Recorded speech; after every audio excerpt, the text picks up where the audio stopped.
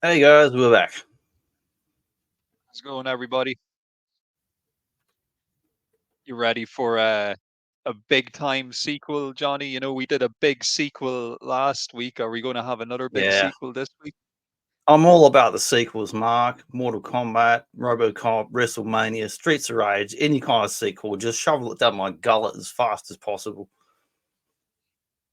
Well, like, you know, with T2, it's generally regarded as being bigger and better. Do you think WrestleMania 2 will have the same? That's a tough call, Mark. Like, I don't know. I rewatched WrestleMania 2 this week, which I only watched 12 months ago to pretty much to this month. I don't know if we call it a good sequel. We'll see how it plays out as we go along. There might be some arguments along the way. It's also sometimes known as WrestleMania 2 Disco Ball Boogaloo. Yeah. Before we got the Roman numerals for WrestleMania 3 and subsequent ones, we had this pretty horrendous looking number 2. See, King Kong Bundy here. I hope he's not. He's not about to take a dump on my face going by today's. I hope not. He's also crushed my face, and he's pushing our logo off to the side. Such as the girth and giganticism of this man, he can barely fit him on the screen. But before we get started on that, I'll just let you know about some shows I've been catching up on back in the sort of 90s era. I like to watch a bit of old shows, sometimes on a streaming network, DVD sets. You got to watch the old commish, classic show, police procedural, some good stuff going on there. Commish, he'll throw the book at you. Yeah. And for a chaser to that one, check out a bit of Everybody Loves Gilbert. Classic show, a lot of shenanigans. Settling down in the suburbs, old Gilbert. And followed that with Steve Austin's Wheels of Misfortune. Whole bunch of trucks going on, some horror things. And the all-time teen classic drama show that we all know and love, Jabroni Boulevard 90210, where you can check into the SmackDown Hotel. Yeah, you check in, but you don't check out. No. Yeah, that's what I've been catching up on, other than wrestling. Yeah. Any folks who think that me and Johnny are just having a bit of a laugh here, these are all real shows. No, I'm completely serious. I was watching those shows. Yeah. You're missing out. If you haven't watched these shows, you're missing out. If you haven't watched Jabroni Boulevard, you clearly Jabroni deserve to be checked in the SmackDown Hotel immediately. Okay. They want to talk about some WrestleMania 2. We'll get into it here. There's a little bit of a introduction, boring old text. We'll read through this crap and then we'll get on to the actual matches and more interesting stuff. WrestleMania 2. Oh, by the way, this is written like writing style with all kinds of hyperbole. I don't necessarily agree with how this is written, even though I've put this on the screen. So if you have failed, broken dreams and promises, don't blame me. WrestleMania 2 was a groundbreaking event in the world of professional wrestling, marking the second installment of the annual WrestleMania extravaganza, held on April 7th, 1986. This iconic wrestling spectacle took a unique approach by spreading its excitement across 3 different venues, which is just fucking confusing for me looking back at it, to be honest, making one-of-a-kind experience in the history of sports entertainment, featuring a star-studded lineup of WWF superstars, WrestleMania 2 cemented its place as a pivotal moment in the evolution of professional wrestling, captivating fans with a blend of athleticism, drama, and spectacle like never before, unless you watch 70s wrestling, in which case, many times before. In this overview, we will delve into the unforgettable moments, epic matchups, and the innovative 3-location format that defined WrestleMania 2. And I think the thing that most defined it was like their advances in video technology and presentation and logos and advertising more than actual wrestling or matches. Big time.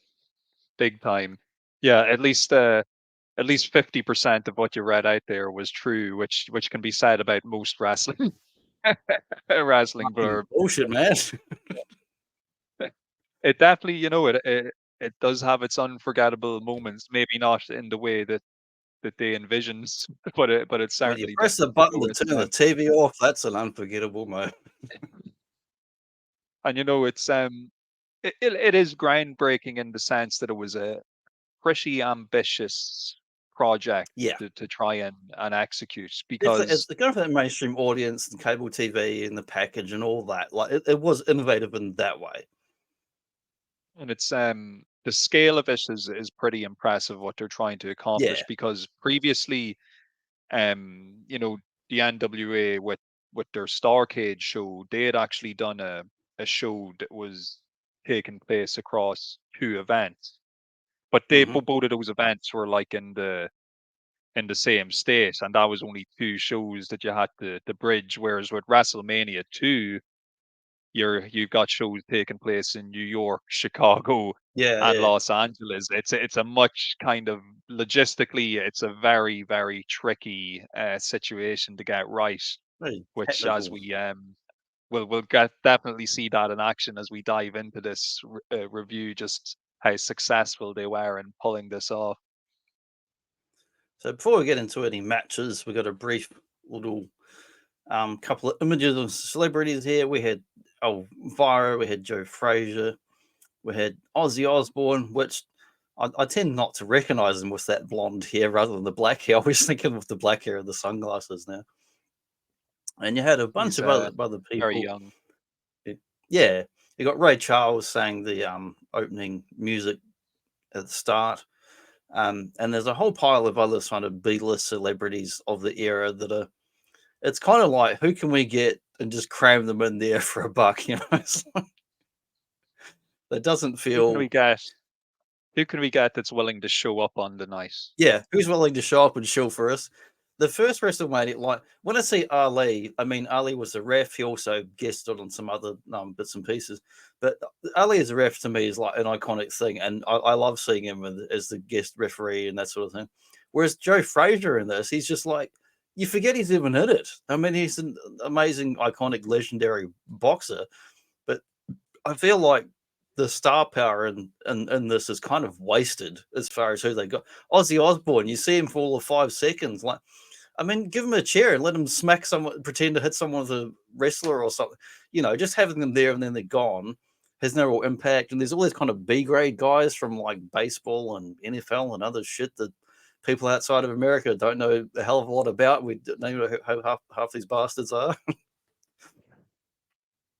I think for me anyway, out of this lineup on the night, uh, Elvira maybe does the best Yeah, job. She seems to stick out the yeah. most in my mind, because she And actually she comes goes well with dressed Ventura. as that.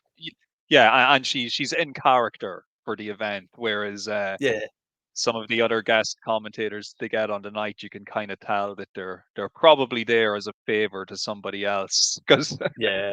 they don't really sound too interested in what's going on. No, Joan Rivers it's is pretty fairly flat. enthusiastic as well. She's enthusiastic in everything, but what's the name of the other lady? Oh, it's the Susan St. James who does commentary with McMahon in the New York portion, and oh my god, some of the worst commentary I've ever heard in my life. Just like so, Vince McMahon and Susan St. James together are like just narcolepsy, just gonna make you fall asleep if you don't want to fall asleep. Whereas at least Ventura and Elvira, they're like lively and they're into it and, got their crazy outfits on and they're over the top. What you want in wrestling, you don't want like Susan St. James and McMahon. It's like fucking Hasbro corporate CEO overlords commentating on something just completely dry and business-like and boring and ugh. Yes, it's very awkward and formal. They just don't have any chemistry together They at feel like all. they're reading off a script, and the script is bad. And even any time the camera cuts to them, even the whole setup, it's like Vince in one chair, she's in another, and there's like a table separating them. Like it's a very almost like, we're meeting up to discuss business over lunch, and we just happen to be watching a match. commentating Yes, on we wrestling. are. Should he be in the ring to win that match? Yes, I think he should. He might win it if he's in the ring. I think artificial voice could have been a fucking commentary that one. Oh, she's pretty awful. She is pretty awful. And look, I'm sure she had no interest in being there. Probably not. She was just there. She got a bit of money. It's probably a favor to her husband, who's friends with Vince, and that's how these things happen. Apparently, she was. I had to look this up, despite being born in 1980 and watching all these stupid fucking shows back then. She was in the hit TV show, Debatable, Kate and Ellie. And I was like, oh, okay. Yeah, I remember actually seeing that vaguely in Perfect Strangers and whatever other nonsense they had going on there. But let's get into an actual wrestling match. We've got Mr. Wonderful Paul Orndorff versus Magnificent Don Morocco with Mr. Fuji, who went to a double countout. Oh, yeah. And of course, let's just take a moment to admire once again the magnificent physique of Mr. Wonderful Paul Orndorff and the magnificent Don Morocco, because they both look absolutely jacked and just They do.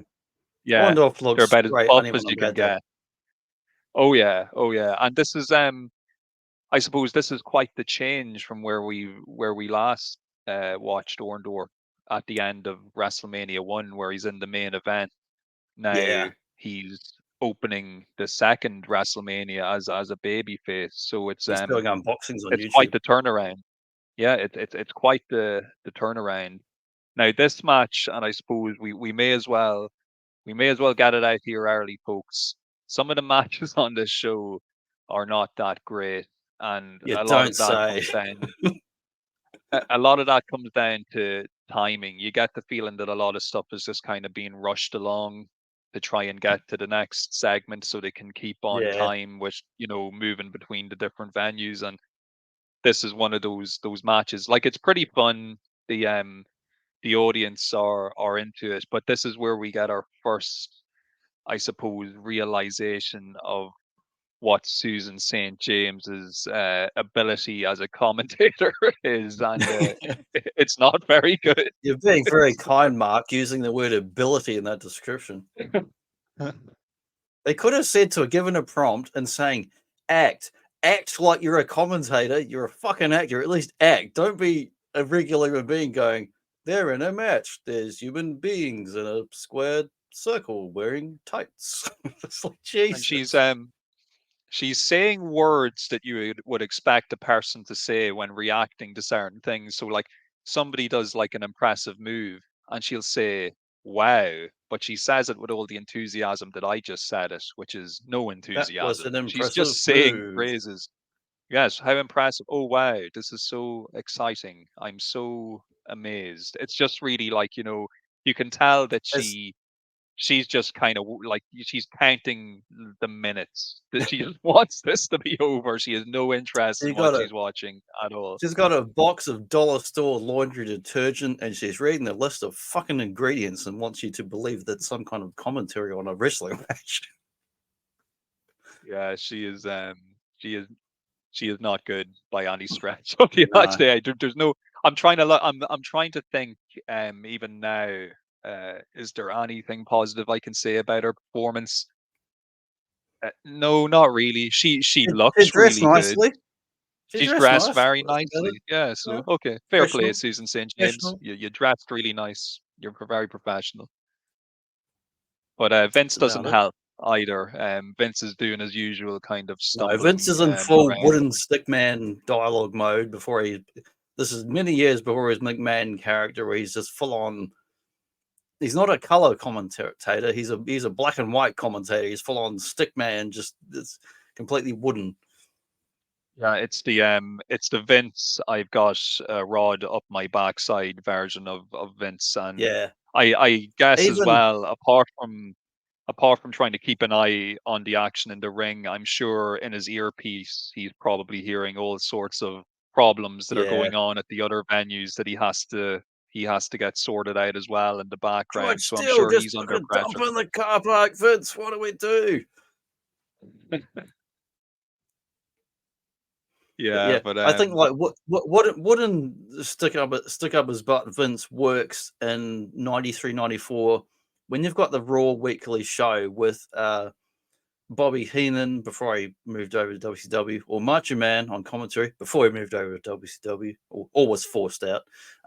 When you got when he's the straight man to someone else, or Jerry Lawler, then it works. When he's the boring straight man to someone else who's off the wall and riffing on jokes like Jerry Lawler style and insulting everybody, then he's digestible. But when it's just him and Susan St. James, it's like a female clone of himself, just giving you these terrible commentaries.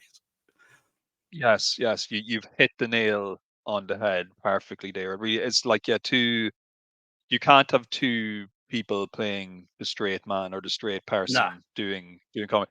There was an era in wrestling where that was the style. You just had kind of straight sports style commentary. But let's be Well, honest, Vince and and Susan St. James aren't capable of yeah, that I mean, level and of calling there it. yeah, there's exceptions to the rule. I mean, like in your 70s Memphis wrestling, which I might have talked about with a certain majestic Bjorn Jorgensen.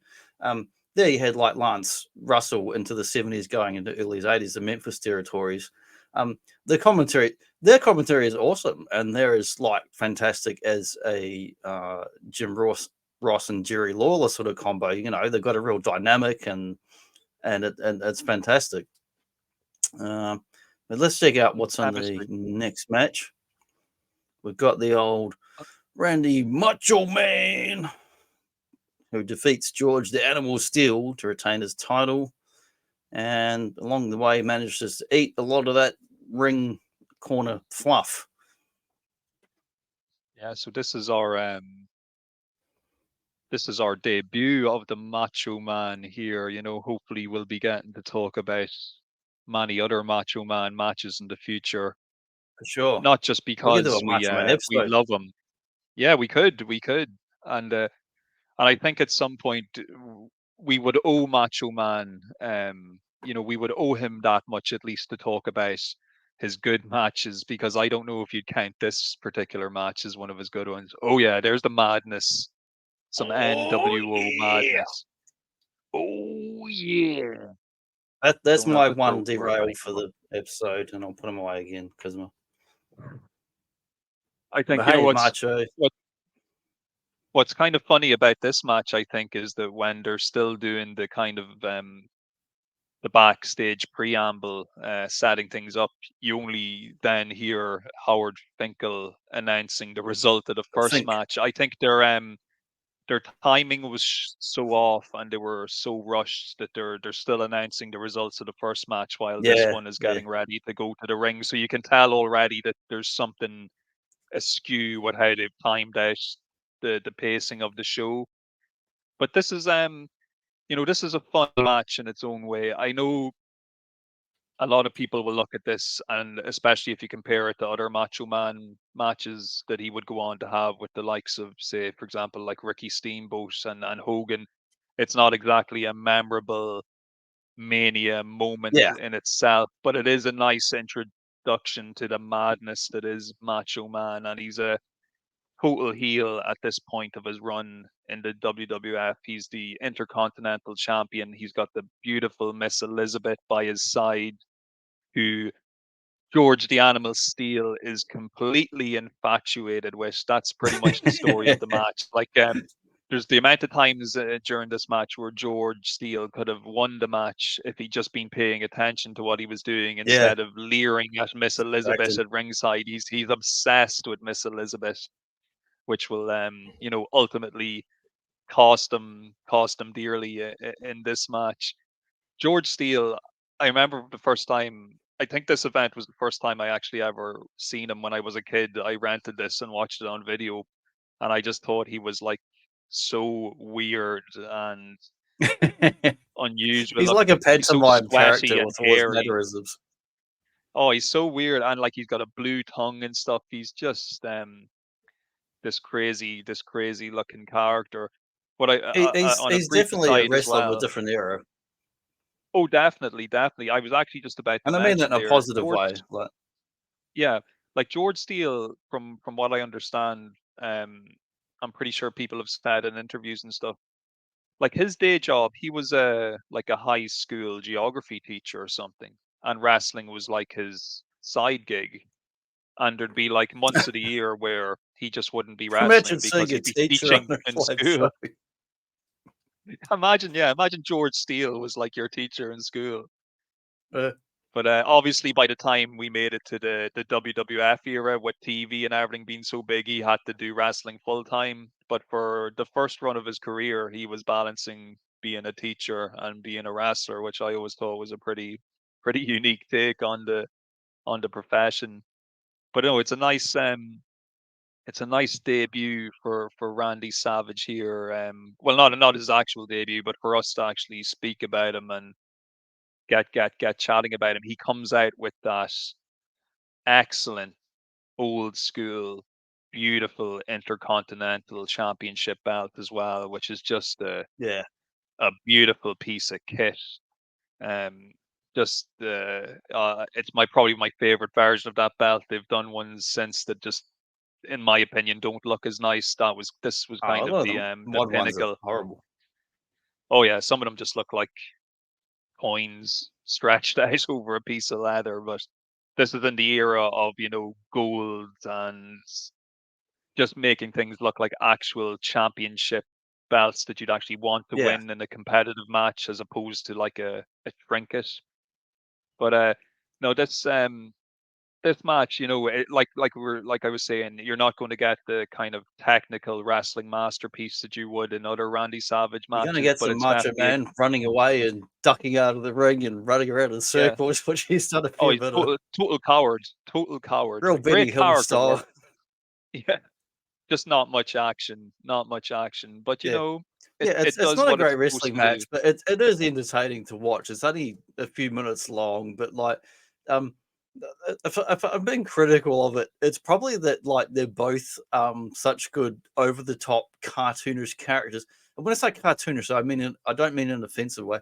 I mean their mannerisms are over the top, like Billy Zane and the fucking Phantom, so that it shows up on the screen that you can see even in the silhouette what they're doing, and even if you're in the crowd a few layers back, you can see what's going on. They both run around being kind of cartoonish, Benny Hill style, chasing each other around, and they go into the crowd, back into the ring, they jump out, they run around. It's kind of like, in a way, that they're too similar to each other in the style of their over the top antics, and it's a little bit, they're too similar, and it doesn't quite gel in the match. But it's still fun to watch because they're both fantastic performers. George Steele reminds me of the old time strongman with his sort of physique and look. I mean, he's getting older here, but he's a big girthy guy. If he wanted to get you on an old bear hug or belly to belly suplex, like that guy would fuck you up. I mean, he's solid as a rock. And Yeah, Macho's a bit more athletic, the baseball background, but they're both kind of over the top characters that I don't know it's the best matchup, but I did really enjoy watching it. yeah. George Steele, he almost has that kind of carnival strongman Yeah, look yeah. about him. Like he just it's an old school type of physique, but he's as strong as an ox and he could maul you Hmm. if if he got a chance. Yeah, I wouldn't want him That's a getting great one shot hand on at the me because I elbow. would be dead. Love this shot here of the elbow, just perfect. Yeah, getting some air, doing some NBA hang time there. Love it. I love to see it. I think have I seen this picture before? Did you show this picture when we did our wrestling figures discussion? Am I'm not I having a sure. false memory I had there? a similar one of him doing another elbow thing, but I don't know if it was this exact one, if it was someone else in the match, but it's the same kind of angle and framing. Yeah, just getting some wacky deja vu there. And a quick plug for any of those of you who haven't watched it yet to go check out our favorite wrestling figures show. Just all of them, except for Roman Reigns. Like, definitely not my favorite. Or who else is there? Like, if you go up to the store, there's none of the figures I want, but there's like 5 versions of Roman Reigns or Seth Rollins, and like nothing against either of those guys in real life, but I'm like, God damn, they got too many figures. It's like if you went to the store and it was just all Hogan's and He-Man's. I'm like, give me some other fucking characters. And it's two guys who look the same as well. They both have long black the hair and dark beards. It's a bit, Nothing like the how can you DX sell era this stuff where it to was like kids? guys with long blonde hair and pants and no shirts.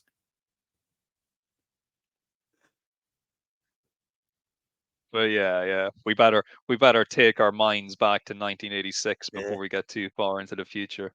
yeah. Another Speaking of pants another and no character shirts, making it. Oh, I like a big name making a splash here as well. I'll say one thing about this WrestleMania because I know when we covered the first one, there were obviously a lot of big stars that you'd associate with the WWF in the 80s, but it was also missing a few key players as well because of the year it took yeah, place. Whereas now timing, transitions. here here in 1986, we're after seeing Macho Man, who is like going to become a massive mainstay of the WWF. But now we've also gotten Jake the Snake, who is another Yeah, I love Jake. massive, iconic WWF star. And this match is a squash match, essentially. However, it's a very effective squash match because the whole aim of this. Jake, by the way, at this point in his run, he's actually only officially debuted with the WWF. I think it was 3 weeks before this event he first appeared Wow. on the WWF show. So he's a really fresh character. So they're really trying to get over the fact that this guy is dangerous. When he wins the match, that snake is coming out of the bag. And at this point, you probably noticed, I'm sure, when he puts the snake on Pure George Wells, he begins to froth at the mouth. They've actually given him something to Yeah, make yeah, him like foam. So when the snake's yeah, going like a around his tablet neck, or and something. it's definitely like I think that this version of Jake early on, they were trying to make out that the snake would poison you essentially if it bit you or got wrapped around you. It was a real kind of sinister vibe because in the next few months, as we see more and more of these aftermath snake attacks, they kind of quietly drop the whole foaming of the mouth and guys Yeah, passing out. They do it more like the guy gets the snake dropped on him and he's like kicking around and being all afraid. I think I'd imagine that maybe Vince or somebody else backstage was beginning to get a bit worried that some parents might be a bit off with, jobbers potentially being killed by snakes in the middle of the ring God. because it's Never mind. Never mind in the real life, like so many of the snakes died in transit as Jake the Snake was flying on airplanes and died of dehydration. So we threw a lot of snakes. So I love Jake the Snake to this day. But like hearing that in the documentaries and DDP talks, like that just as an animal lover, I'm saddened to hear about all those snake deaths. yeah, and there was some snake mistreatment as well, unfortunately. A person who we'll run into on the show later on, the Dynamite Kid, who was a notorious bastard backstage in real life. He apparently like stabbed one of Jake's snakes with like a steroid needle before, which Oh, that's just Jesus. horrible, horrible things to do to an animal. But going back to a little bit more lighthearted, I suppose. Yeah, Jake, they were really getting over the fact that he was this kind of cold, calculated, dangerous individual, and also the fact that his DDT finisher will put you down, because in this match, even though it's a bit of a squash, it's actually George Wells who's getting a lot of the early offense in on Jake. Jake is kind of trying to duck and dodge and get out of there. But as soon as he hits that DDT on George, George is done. Nobody's picking out of that DDT, especially back then. That DDT was a killer of a finishing move. And it's just kind of crazy to see how far we've come in wrestling, that a move that was once, renowned for ending a match and putting an opponent down is now just a move that you'd nearly do as often as a lockup or a headlock. Like, people just bust out Yeah, it's true. DDTs left, right, and center. Whereas back then, the DDT was something that would would kill you. It would end the match. Once he hit that DDT, it was over. Yeah, it's true. It went from being like a finisher to being like a kind of everyday move you see maybe too often. I love Jake the Snake. Like, he put on many great matches, and he was known also for his ring psychology and promos. He had a good mental game, and it's sad to see in years later his downfall into sort of drug abuse and depression and other stuff. But also, it's good to see that he was still around and hung out with old DDP, Diamond Dallas Page, Diamond Stud, and they did that documentary, a few years back, and quite depressing to watch. But also, it's good that he's still around to this day and able to rehabilitate himself somewhat and get back some of his personality and life back again, like hanging out with DDP. So that's one of the reasons I love DDP, is that he's that he stuck by this Jake, who was one of his mentors in the early days. Yeah, he's done a lot of good in the wrestling world, DDP. And Yeah. Scott Hall, obviously, before he passed away, he had Mm-hmm. gotten a lot of help from DDP as well. And the thing about both Scott Hall and Jake the Snake, they both had a reputation inside and outside of the business as Pills being and two booze. people who pills and booze, but also they were people that were generally regarded that you could not change the way they are. They just had this Yeah. lifelong, reputation for being that way. But DDP pulled them both out of it. And I Yeah. know He's come along and kicked Scott their Hall fucking obviously, ass and said, no, you got to step up, man, and like cut your shit and step up and actually be a decent fucking human being. Cut all your bullshit. and look, in the case of Scott Hall, obviously in his situation, unfortunately, he did end up passing away. But for Jake, like Yeah. Jake now, he has his own podcast. He's Yeah. working for AEW. He was a manager up He's a until snake recently. I think man. he does work backstage. So, like, his life has turned around from somebody who you thought was going to be like probably dead 15 years Yeah. ago. He had He's a done a few complete kind of comeback. premature comebacks before that DDP thing. Like, he turns up in sort of mid to late 90s WWF wrestling as like kind of guest appearances, but you can see he's just out of shape. He's got a big bare belly. He's not into it. Like, DDP came, he's a good friend. You know, Jake Snake was a mentor to him, but later on he's able to be a good friend and really kick his ass physically and mentally and say, shape up and take care of yourself because he loves him. Yeah, he did. And it worked. But yeah, so we got a bit of Here we go. shenanigans here, a bit of boxing match with Mr. T. You want to read out who's here and the guest guys and whatever's going on? Yeah, so like this is a spectacle, from Yeah, it's a straight before spectacle. even. That's a kind way of putting it. So Mr. T here, accompanied by Joe Frazier and the Haiti Kid for some reason, which is just like, Yeah. I guess they kind of had established that he was like Mr. T's kind of sidekick or mascot or whatever, but it's very hard to come up with a reason why he's actually No, here. it's like it was And around then last year in the other promos, so I guess.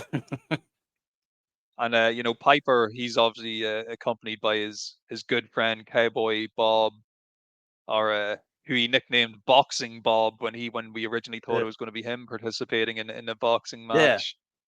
And And they said in Piper, the lead up to this, he had a boxing yeah, coach as well, didn't he? I can't remember the guy's name, but he was like a real I don't know. boxing coach with him as well that like They said in brings the him out. lead up to this match, and like in your TV shows, apparently there was a T Paul no, there was a T and Bob Orton boxing thing, which I've not seen, but I don't know if it was a few minutes or what show it was on. I don't know, but it comes up in references to it.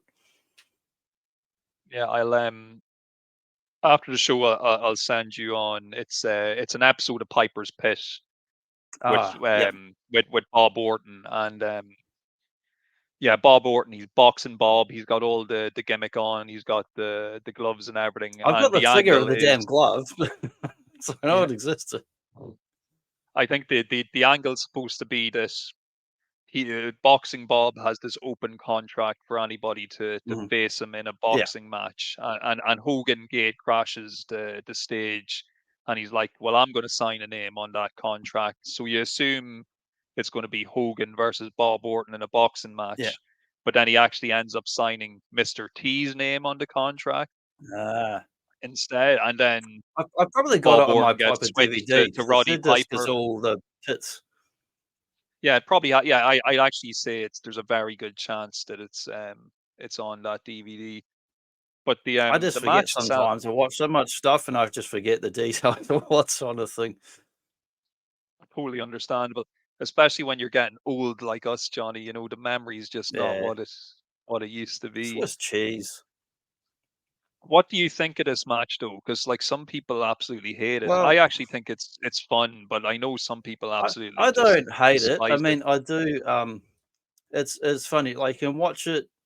Like if you watch the DVD or the network, you can watch it as is in context, and then you've got the stories around it. Piper's got his podcast he did many years later. I've got the Roddy Piper autobiography book, which he's like ghost wrote. It says notes and then someone's typed them out or whatever.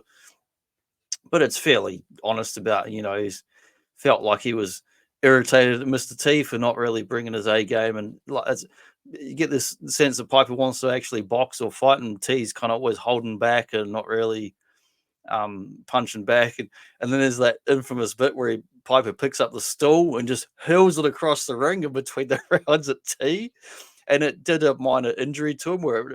When is that injury? Like it gave him like a gash, like opened up a bit of flesh, and he was bleeding that you're not going to see in the match really, but that was happening.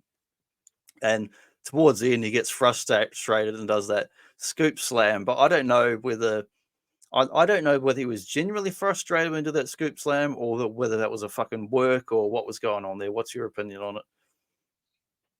I think for the slam itself, I would guess it's a work just because Mm, trying to pick someone up for a scoop slam who's not cooperating with you, especially if yeah, these are both wearing boxing gloves. If it wasn't a work, then fair play to Roddy Piper because he just fucking manhandled him to get him up there. he's definitely pissed off But at her. yeah, I think what always makes me kind of chuckle about this match is you've got Mr. T who was never like a boxer, but he's in Yeah, everybody's mind, he's like Clubber Lang, and you just assume he uh, can go in the ring as a boxer. he's in But good once they both shape. He's start, definitely in good shape. he looks good and he looks the part. But once they actually Yeah, start doing the stuff in the ring, it's Piper who looks like he's the pro boxer. And like it's yeah. like he's doing a lot of like just the type of movements that you would assume a Like boxer Piper would has do. basic skills in boxing. He has some actual skills. I think didn't they weren't they worried about Piper hitting T too hard, so they made him put his hands in fists and taped them before he even put the gloves on, so he wouldn't be able to like just punch at full force just to protect T in case Mm, he hit him too hard. But you can kind of see even though they do a round system in this match, like in between each round like Piper's just ready to go. He doesn't need to take a rest. yeah, He's he's all just fired psyched up up. and let's do this. Whereas he's dying for those rests. Like he is literally really He's goes looking to the like an corner old each man time. for his Yeah, inhaler. he's getting splashed with water. They're like trying to like get him into it. Like T almost like Yeah. it's like he's in the fight of his life, whereas Roddy's just like, I can do this all night. I I don't could do sweat this shit this all at week and all. all day, man. And I think It's as like well, you're it's joking, probably Mr. one of T's. those. Like teenagers used to be trying to stab at me when it was hopeless. Like this is a walk in the park. I think the reason though this match has a lot of leeway with me is because I'm not that Yeah. big of a boxing fan and I don't know that much about Neither am I. boxing, so Well, it's it's a probably terrible match for easier for anyone who me. likes boxing, that's for sure. Oh yeah, oh yeah. I'd say if you like boxing, you would fucking hate this match. It's Yeah. such like a, It's a joke of a you know, match it's as such a boxing. Yeah. shambles. Yeah. Yeah, but just as a spectacle, Yeah, as a I spectacle, it still was kind fun. of It's enjoy it, fun. I just and like I that like they the brought back chaotic ending. Tegan from WrestleMania 1 and that they played up the media promos and stuff over the last 12 months of these two feuding against each other.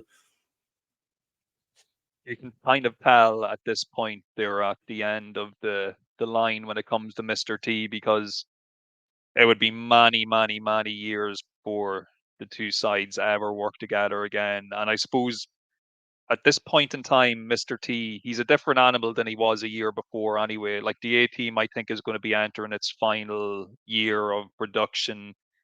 It's been a while since Rocky 3. He's just not quite the same level of star he was the year previously. And I think as well, based on his kind of performance here and how he interacted backstage with Piper and a lot of other people, I think this was kind of the end of the line, so to speak, when it came to Vince wanting to put up with his backstage shenanigans and, you know, just kind of put up because I hands up, I love Mr. T. I think he's a really cool guy, but I do know that he rubbed a lot of people in the WWF the wrong way while he was there, whether it's just the kind of celebrity status or whatever. But I don't think they were ever in any rush to bring him back again after this event. Yep, you're on mute, buddy. Sorry, I'm on mute. He's a physical specimen, old T, and he's a genuine star. And he rubbed the wrestlers a lot the wrong way. And yet, all these other celebrities who aren't in the ring, who are just sitting around commenting and talking a bunch of shit, they get a free pass. But T, who's not the best boxer, not the best fighter, he didn't bring in his A game. He wasn't like in the Rocky movie where if he had brought that same intensity where he's going, "You ain't nothing, Rocky, you ain't," he should have been doing that. Go, "You ain't nothing, Piper," which he did in the promos, but in the match he was kind of half asleep. You know, it wasn't his best performance. Yeah. And look, the guy was probably a little bit worried as well because with Piper was unpredictable back then. You never really Oh knew yeah, what could happen. So you had to be careful in the ring with Piper. I will say one other thing on Mr. T as well, just because I know I said a few negative things about him there, but Mr. T, for what it's worth, anytime he ever did an interview publicly about participating either in WrestleMania 1 or WrestleMania 2, anytime an interviewer or a news reporter or anybody would try and suggest to him that wrestling was fake or phony or anything like that, he would get angry and he would, put them down. So I'll always nice. respect him for that, that he at least took what he was doing seriously and didn't try and embarrass the company or anything like that. Because these days, if there's any celebrity involvement, the celebrity in question will be on a podcast the next day talking about how they went through everything backstage and how they scripted everything out and all this stuff. Here's what I They had just for reveal lunch. everything. Yeah, exactly. Whereas Mr. T, at least he kept the aura of it being legitimate, or at least he Oh, tried to. nice. Keep the old kayfabe. Exactly. Kayfabe, brother. Well, we might do a little intermission here for a minute, and we'll be Yeah, because back. we have to travel to the next venue. Yeah, travel to the next venue from New York all the way to the other place I forget the name of. We have to get some.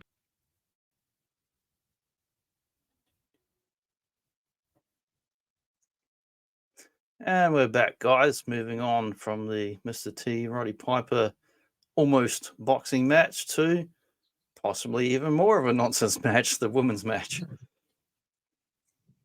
We have changed location, folks. We're now in Chicago, if have. I'm not mistaken. for this We've got that epic. transporter technology from Star Trek. Yes, what an epic 3-minute or under match Epic we 3 have minutes. here. Yeah, this It's match like is a maybe total 2 body slams and yeah, it's a nothing match. It's a nothing match. I know that Velvet McIntyre is announced from being from County Cork, Ireland, which I believe is a lie, because if she really was a from lie in anywhere wrestling, near Mark, here, never. yeah, I would have known way more about her if she was from Ireland, because she just would have been like an Yeah. automatic celebrity over here. So I definitely don't believe that she's from. I think she's from Yeah, Texas or she's something. no Sheamus. She's no Sheamus. She's no Sheamus. So yeah. Oh well, look, the fabulous Mula has once again appeared at a WrestleMania, and I know we mentioned briefly on the WrestleMania 1 talk this. She's kind of been erased from history for a variety of reasons. It kind of turned out in real life she Yeah. wasn't the She turned up most right through pleasant the of 90s people. too. She did. Fabulous Moolah and Mae Young were On always Raw. wheeled out Yeah. on Raw and on On Raw. pay-per-views. Sometimes with Jack Briscoe just having comedy shenanigans. A few years ago, they actually were going to have a women's battle royal at WrestleMania, and they were going to call the battle royal the Fabulous Moolah Battle Royal in honor of Moolah. Yeah. And then literally in the same week that they announced the battle royal, Vice did a documentary about her in real life, which let's just say opened up a closet and a lot of skeletons fell out of it. So straight away, the Fabulous Moolah Battle Royal's name was just changed to Woman's Battle Royal, and she's Woman's- never been mentioned again. She's never been mentioned since. So, and There's yeah, some Velvet colour commentary McIntyre, for you. from what I understand with Velvet McIntyre, she was a journeywoman essentially. She was a pretty well renowned women's wrestler who was just in Mula's circle of women's wrestlers who would usually get booked. It's an interesting contrast here compared to last year, because last year we had the whole Cyndi Lauper and Randy Richter deal around the women's match, and that was like a lot of publicity and a big celebrity involvement. This year, the women's match is just Nothing. an afterthought. It may as well not have actually happened. It's essentially just it's a warm-up match to test the audio essentially for this portion of the event. And I couldn't even find a second reasonable quality image, so I took the same image and just put it in there twice, because that's how important this match was. Yeah. So might as well move on. They took it about as seriously as everybody else did. Yeah. Here's the guy who's not Sergeant Slaughter. The guy's not. He's only a corporal. He's not a sergeant. Oh, dollar store Sergeant Slaughter. Well, say what you will about dollar store Sergeant Slaughter. The fans do like him. This crowd are really into Corporal Karshner. And look, this is one of those things. It's the classic America versus the foreigner. It's a simple storyline. Nikolai I'm on the Volkoff side. bad. Yeah. Hey, fuck it. I'm on Volkoff's side too. You're wearing red as well, so I'm wearing red. Yeah, I'm the red under your bed. I'm that red. Yeah, but no, it's it's a pretty simple match, but it works. It gets the crowd fired up, and you've got the two countries' flags, on the line here as well. There's a lot of pride at stake. It's America, goddammit. It's America, and you got to fight for your freedom. You got to fight for what's right. Of course, we see the return of classy Freddie Blassie here as well. I believe he's one of the managers from WrestleMania's one, so it's nice to see him back on screen and doing things. But it's once again, and I'm sure I'm quite repetitious today with this statement, but it's another kind of fast match that's almost over very fast before you have time like to absorb it. WCW Saturday Night 1990 fast, like 3 minutes, 5 minutes. Yeah, it's like we're about to be cut off the air. Finish this match. That's the type of energy you're getting from it. But like I said, the crowd are into it. Yeah, It's the whole US deal. Everybody's happy. USA, USA, USA. It's weird that Corporal Karshner is Corporal Karshner. You'd think he would have just called himself like Captain Karshner or Colonel Karshner, or Captain. why didn't he just like up himself? Do you think it was because Sergeant Slaughter would have been pissed off if there was somebody like Don't higher know. ranked than them? Could have been ham radio operator Kirchner. Private person. Private Benjamin. I don't know. Yeah, it's a funny thing to sort of look back on. Yeah, weird gimmick. It's just look, it's effective though. It does what it's supposed to do. It gets all the rah out of the crowd and I love these sort of get gimmicks. Like when you've got it's Optimus Prime versus Megatron. It's like Rocky versus Creed, or sorry, not Creed. Rocky versus fucking Apollo. It's a real strong opposing opposites contrast mashing heads. So I love this sort of gimmick. And we got another gimmick in this next match here. Before we had Royal Rumbles, we used to get these Battle Royales that would turn up now and then, and they would put so many guys in the ring. The ring was pretty much collapsing with all those hundreds of pounds of there. what a fantastic image this is. And it's a great image, obviously, of the wrestlers and the NFL football players that are also partaking in this battle royal. But it's also a great image of the actual crowd that have come to this event, Yeah, because like this is a you still see photo from the women. actual official site. So It's a beautiful picture, and like in the crowd, you can see like women, children, men of all ages, mm. colors, and You won't dress see it on the codes. video. It's only because it's a still image you can actually see all the bastards in the audience. It's definitely it's a far cry from today, where every audience member is like a 20-something-year-old dude with a black Holding up a t-shirt. sign. Yeah. They used to actually get normal people to come to your wrestling events back then. Woohoo! Snake Man Snake Man 316. 360. And it gets to a point in the 90s where every bastard's holding up a sign. You can't even see faces. It's just cardboard Yeah. signs everywhere. And no matter, the sign always says something 316, like Mark Gilbert. 316. Yeah. But no, what a fantastic. So yeah, just to give a little bit of background, folks. So this is the second of the three promoted main events. So we've already seen Roddy Piper versus Mr. T do their boxing match, which was the first main event. This is now the second main event, the Battle Royal, which is pitting WWF wrestlers versus NFL football players.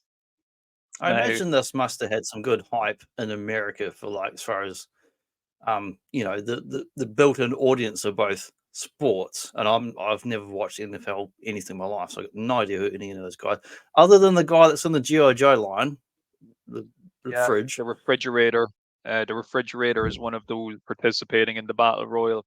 So, NFL fans, if you're watching, feel free to correct me in the comments. But I believe that the fridge was on like the Chicago Bears team, and they were only after recently winning the Super Bowl. I could be completely wrong here. I could be way wrong about this, but I think that that was part of the draw of the event, that you've got a few Chicago Bears players in this battle royal. They're in Chicago.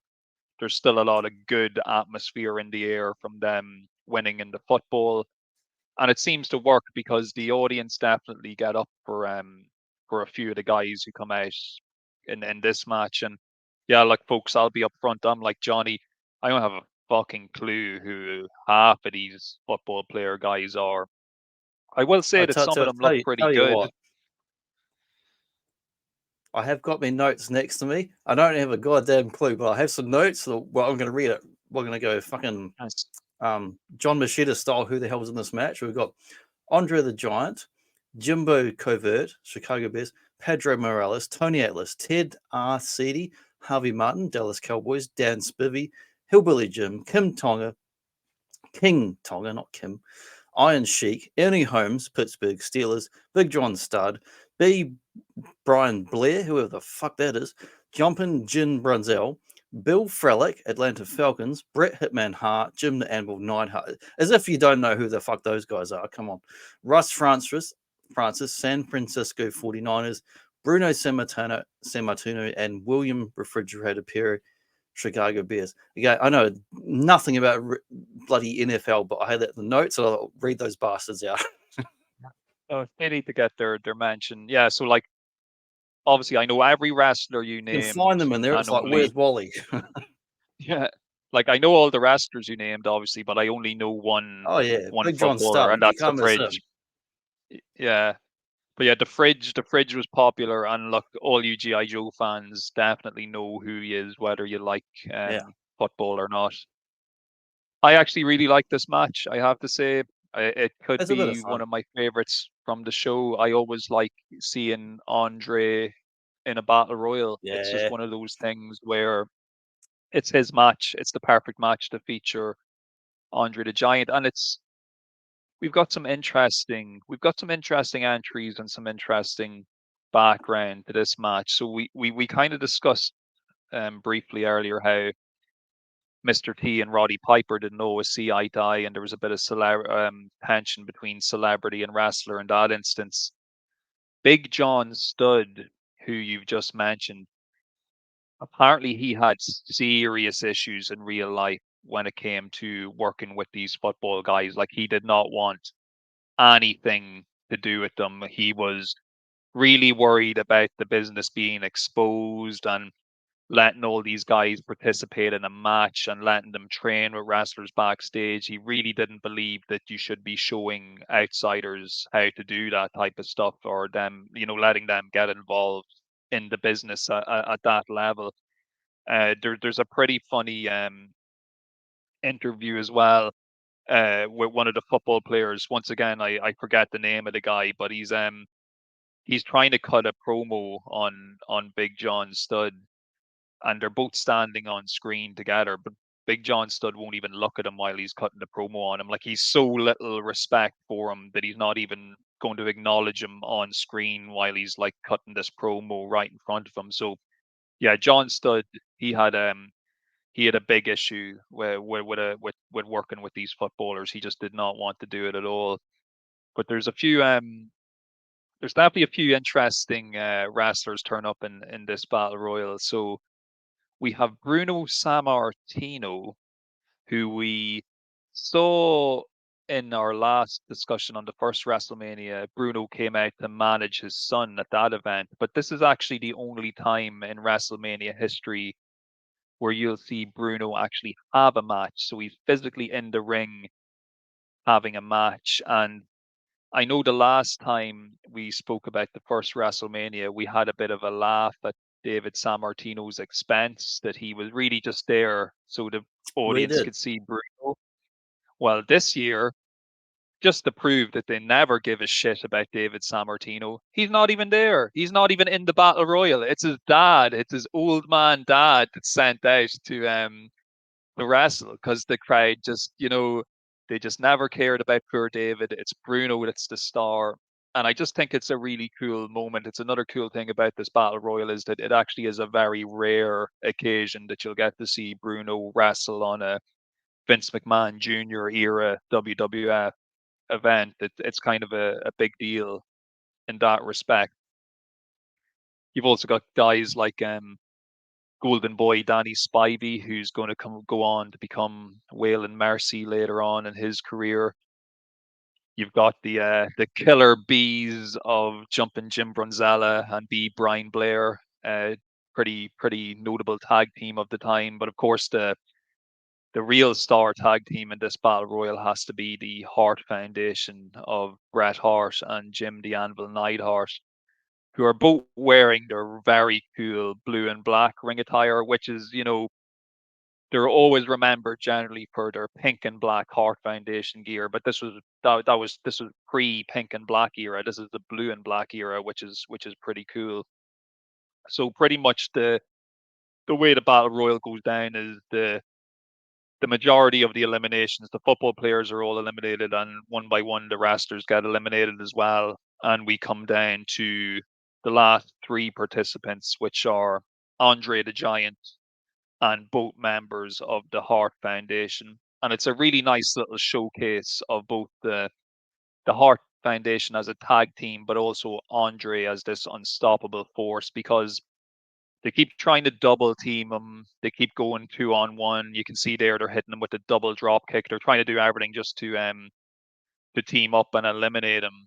But ultimately, it just doesn't come to fruition because Andre the Giant is a real giant, and he eventually ends up kind of gathering them himself and eliminating both members of the Hart Foundation to go on and win the Battle Royal. So it's a great moment for Andre as well. Andre, I one thing there's I just love this picture because apart from the Hart Foundation in the blue and black gear, you also have Andre cosplaying as Hulk Hogan with his Yeah, yellow and the yellow, pants and boots too. that action figure you got. Yeah, yeah. What did you think of this battle royal? Was it a satisfactory main event for you? Uh, I don't know about main event, but for a battle royale, it's a good bit of fun. Like the battle royales with these kind of like little mini matches where you crammed in a whole bunch of new and old guys, and eventually it led on to the official Royal Rumble event that's it's still going to this day. I love me a Royal Rumble. You got your WrestleMania, your Royal Rumble, your Survivor Series, and the other one, SummerSlam. And that was like the big four events per calendar year back in the day before they started doing like something every goddamn month and competing with WCW and all that nonsense. I do enjoy this match. There's some cool guys in there. I like that it gets down to the wrestlers and they're pissed off some of the NFL guys who I feel bad for them because being they're not wrestlers, they don't do a very good job of even pretending to wrestle. Even all you've got to do is knock a guy over the top of the ropes. I'm like, well, if you're in the NFL, you should at least be able to goddamn tackle a guy. Come on, that's what they do all day is tackling people. Hear them One of the take things I pretty rough liked, bumps outside as well. They kind of when they're yeah, eliminated, they fall yeah, awkwardly on there's a their bit of head because they weren't shenanigans on the trained. outside. People pulling other people out of there. One of the things I like, a kind of tradition that they continued from these battle royales into the official Royal Rumbles, at least in the first 10 decades, is you would get the current generation of wrestlers who are on your weekly TV, and you would get little guest appearances from semi-retired older wrestlers who would turn up in random Royal Rumbles. You would have like Terry Funk as the mid-90s as Chainsaw Charlie. You would have like Doink the Clown. Post 2000, you would have Tatonka who would turn up in his old like early 93, 94 Raw outfit. And it was fun just seeing all the kind of old school guys that would turn up in Rumbles and put on a bit of performance. And it's a real callback to these battle royales where it's just a mix of the new, the old, and the next generation and what's going on in wrestling. This is um this is going to be kind of one of the last times we're going to be seeing Andre in this.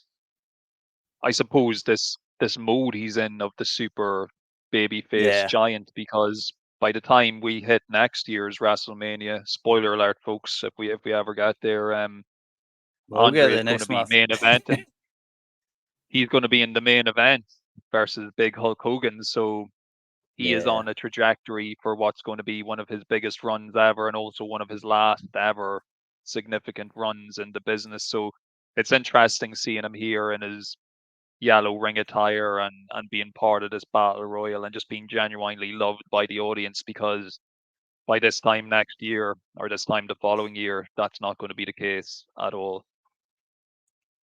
Spoiler alert for anyone watches any of these Boba Joe's shows. If you've watched more than one, coming up, there's going to be a November to remember, and we'll be talking about WrestleMania 3. Like you didn't know. It's true. It's true. Oh, yeah. So, what do we got here? Exactly. British Oh yeah. Bulldogs with Captain Lou Bono, also known as Super Mario, and Ozzy Osbourne, who turns up for 5 seconds for going out the back, taking a piss or whatever he does. And then the Dream Team, Brutus Beefcake and Greg the Hammer Valentine, probably my favorite guy in the match, with luscious Johnny Valiant to become new champions. Yeah.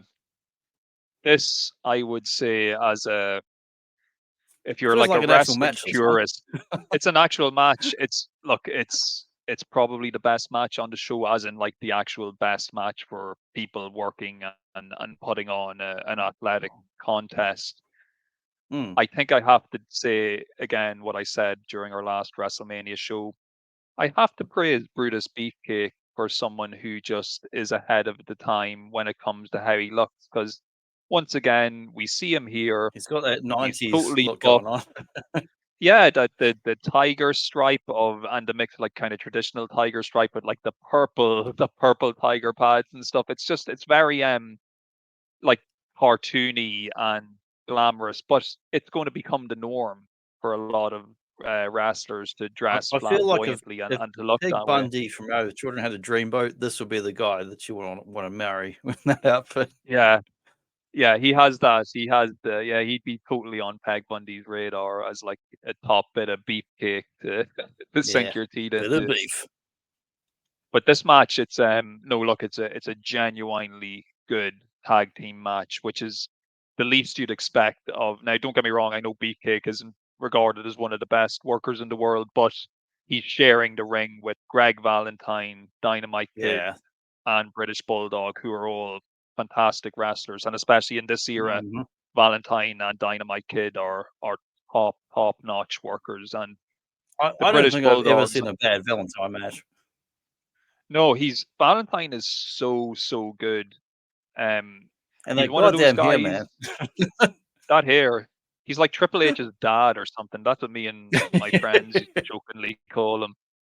But he's just an old school tough guy, and when he hits a punch or he hits a forearm, it looks like it's really hurts because it's Yeah. connecting and it looks stiff and painful. And then so you've got this kind of like brawler style contrasted with the kind of high flying, fast paced, acrobatic style of the British Bulldogs. And you'd Yeah. think it would be a bit of a styles clash, but it actually leads to a really compelling contest. And, this audience, if they got a treat, like they really got a treat getting to see this match, because I'm sure depending on what venue you were at that you got a ticket to, like chances are you probably left fairly disappointed over the live portion of the show. Whereas at least if you were front and center for this match, you were treated to some serious action, some cool high flying moves from the Bulldogs, and also a title change, which big deal to have a title change. And the tag belts, they switched hands last year under the previous WrestleMania, and now they've switched hands again this year for WrestleMania 2. So it's a pretty historic moment. And just like I mentioned earlier with the Intercontinental Championship belt, I absolutely adore this era of the WWF Tag Team Championships. I think they are beautiful belts. Once again, they look like a prize that you would actually want to fight for and win. Yeah. Like I would actually covet to have that gold on my shoulder. I I want this. I want to be the tag team champion. You be my tag team champion partner, Johnny, in 1986. We can be the ultimate megapixels. We'll be tag team champions. Yeah, we'll hit them with the NFT bomb. But I'll get yeah, them what do you flaming think uppercut. about this one? I really enjoy this match. These guys are looking buff. They're stylish. They got technique. They got promos. They got attitude. They got all the stuff you want out of a wrestling match. And Ozzy Osbourne, he's so funny at the end. He was so At the underused. end, I wish they'd done something with him. Have him run in and smack someone with a chair or interfere in the match. He's just kind of there and then gone like a blip, like a Max Headroom it's glitch, and he's gone hilarious. again. It's hilarious because he comes But out at the fucking end Ozzy and he's like, Osbourne, for fuck's sake. Should have had him come in and do something. I love the British Bulldogs. And then the interviewer is Yeah. like, so would you be interested in accompanying the British Bulldogs on more matches? And he's like, yeah, I'm going to come back for many, many other events. And then you never see him again. Never. Never see him again. Even if they had him come in during the match and not do anything physically, but just like have some shenanigans or do some 90s style Raw or just run in and interferes or says something on them. Anything. He's a fucking showman. Like, how do you waste that guy? I had to speculate, and I will speculate just Have them because bite it's the head on off a here jelly now. baby and spit it at the audience. I think if I had to guess, if you look at him for when you do see him on screen, I think he's out of it. I think he's indulged a little You bit don't in say. Ozzy something. Osbourne being out of it on Yeah. some, on some uppers The and only reason I'm saying, downers. and in the brief moments that you do see the camera on him, he just looks like he's like, he's totally, the bright lights are in his eyes. He just looks like he's a little bit bedazzled. So I would, if I So had to basically his imagine, entire career. yes, yeah, I wouldn't be surprised if he was supposed to do something physical, and at the last minute they said, you know what, maybe he's just not in the best condition to go out Maybe there he's and going to perform, pass out whatever. and vomit in the ring. Yeah, yeah. Let's not have this on our big show. But yeah, I don't know. Like to me, he always looks fairly out of it, no matter what he's doing. But the guy puts on amazing shows, even when he's becoming an old bad. They got him to do something. I don't know. It seems a bit of waste. Bring him back next year. It's like have him get scoop slammed or something. So leading Have to the him, next match, we had Steamboat versus Hercules. yeah. And once again, we've Steamboat taking on the kind of form we're a little bit more familiar with. When we saw him last time, he was wearing kind of he didn't have the long tights yet, whereas now he's Yeah, beginning to morph into that classic version of Steamboat that we all know and love. Hercules, man, Hercules Hernandez, what a beefy, Jesus. brutish dude. Like he would this man, from what I've heard in real life, was a real, genuine, tough guy and crazy man, and not someone you would want to trifle with. An absolute madman, apparently, outside of the ring. But he could move around for a big man. He could really move around, and Yeah, he can move. him and Steamboat, and this, once again, I know I'm repeating myself. If they had been given maybe a little bit more time and Yeah, it's weren't very trying to short. kind of rush through things. It's a very, very, very short match. I suppose It's like the at this definition of point, pro wrestling, the abbreviated match of an actual wrestling match. yeah, yeah, it's like it's like a greatest hits. They get in everything that Yeah. they need to get the match go from A to No B to new C. stuff, just the hits. No. Yeah, no, no, no. And like Steamboat, yeah, he nails his picture perfect flying crossbody from the top, which is the same move he used to beat Matt Bourne in the first Mania. He uses it again here against Hercules and gets him down for the 1, 2, 3. But with Steamboat, obviously this isn't his shining moment. That moment will be coming at next year's Mania when him and Macho Man square off for that Intercontinental Championship. But it's for the time that this match was given, it was it did what it was supposed to do. The crowd pop when Steamboat beats Hercules, and it's just one of those things. They're flying through every move. They're just trying to get from spot to spot as quickly as possible. Obviously, trying to keep up with some type of timing cue, and yeah, they just rush through it right until Steamboat That's it. takes the win.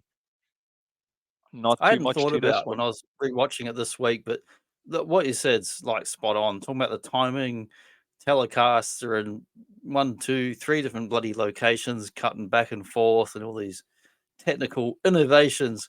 But yeah, they kind of rushing through these some of these matches where in a normal week to week show, this might have gone, a good 10 minutes at least. But it's like an abbreviated match. Um, so speaking of which, another one that's fairly short is adorable Adrian Adonis with Jimmy Hart, who defeats Uncle Elmer.